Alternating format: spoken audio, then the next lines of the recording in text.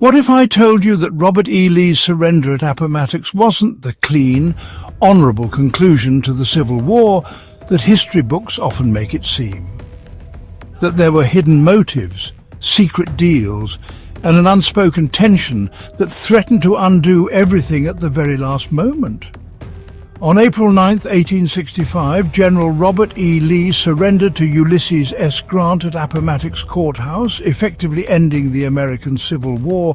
But what they don't tell you is how close Lee was to refusing to surrender at all, the shocking way Grant treated Lee after the surrender, and the secret military order that could have reignited the war just days later.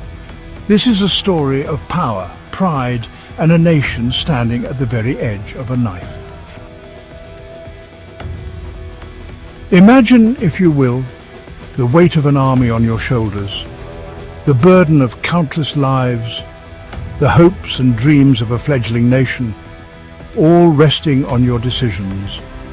The year is 1865. The Civil War has raged for 4 relentless years. For 4 long years, the fields of Virginia have run red with the blood of brothers. The land, once fertile and green, is now a graveyard of dreams and lives lost. Robert E. Lee, the Confederacy's most revered general, stares out at the remnants of his army, starving, exhausted, utterly surrounded, his heart heavy with the weight of their suffering. Lee's officers, their faces etched with defeat and despair, offer a different path escape into the Blue Ridge Mountains and wage a guerrilla war, a desperate plan to prolong the inevitable, prolong the fight, bleed the Union dry, a strategy born out of desperation, not hope. The decision weighs heavily on Lee. He knows the cost of continued fighting. He knows the cost of continued fighting. The land is scarred, the people broken. He sees the toll it has taken on his men, on the South, on the very soul of a nation. The suffering is immense, the devastation widespread. The thought of surrender is a bitter pill to swallow, an admission of defeat that cuts deep, an admission of defeat that cuts deep.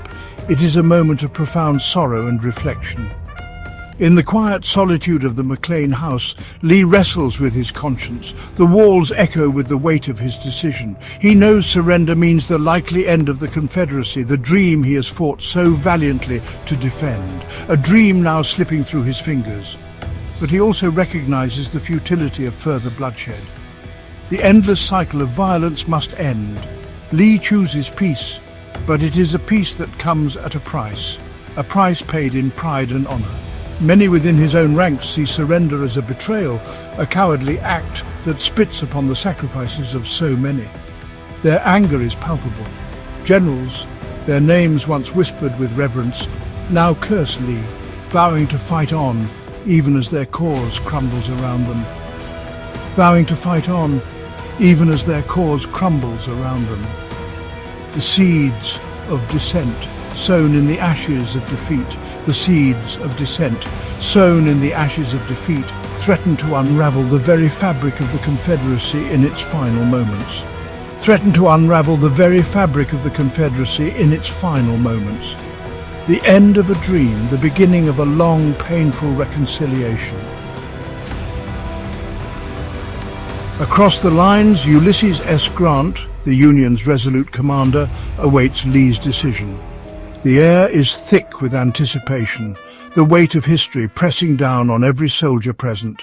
He knows the power he wields, the vengeance he could exact upon his defeated foe.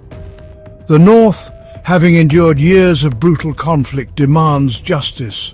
The North cries out for retribution, for the South to pay the price for the rivers of blood spilled. The cries for vengeance are loud and persistent.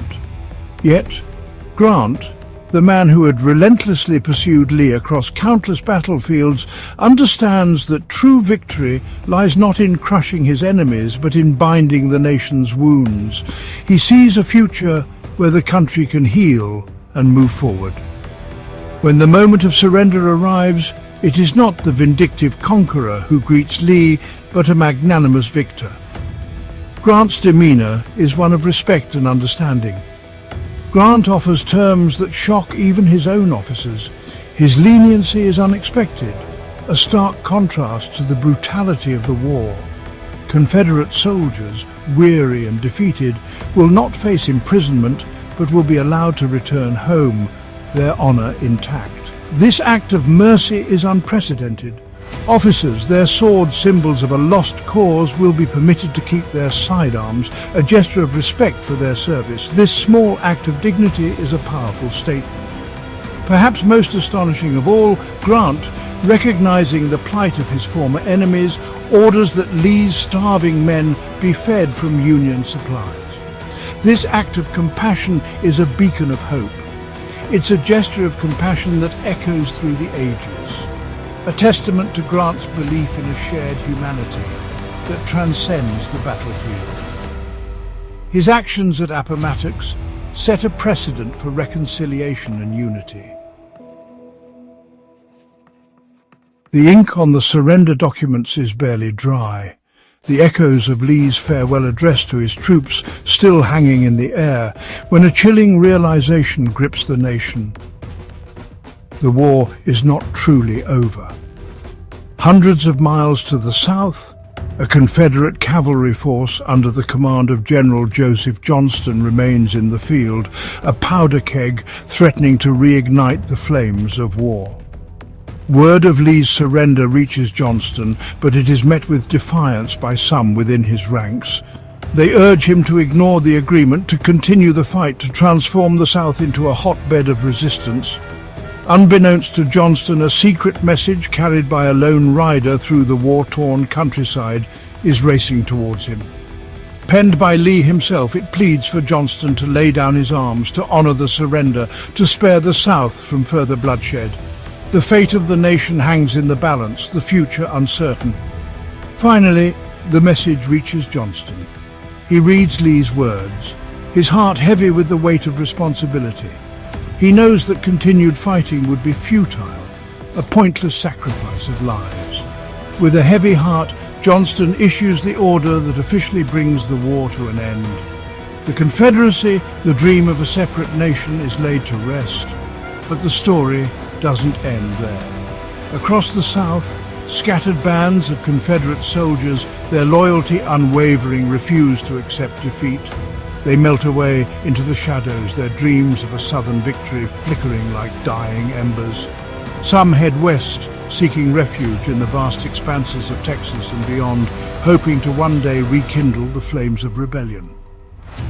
The end of the Civil War, while marking a turning point in American history, was not a clean break. It was a fragile peace, fraught with lingering resentment and the potential for renewed conflict. The scars of war ran deep, and the path to true reconciliation would be long and arduous. The nation, though officially united, remained divided in many hearts and minds, a testament to the enduring impact of the Civil War. Now that you know the true story behind Lee's surrender, imagine what else history books have kept from you. The moments shrouded in uncertainty, the decisions made in the shadows, the untold stories that shaped a nation. If you thought this story was shocking, don't miss the video. Rain in the Face speaks the untold story of Custer's last stand. We'll delve into the heart of another historical turning point, revealing the hidden truths and untold perspectives that challenge everything you thought you knew. Click here to watch our video, and don't forget to subscribe if you want more untold historical stories.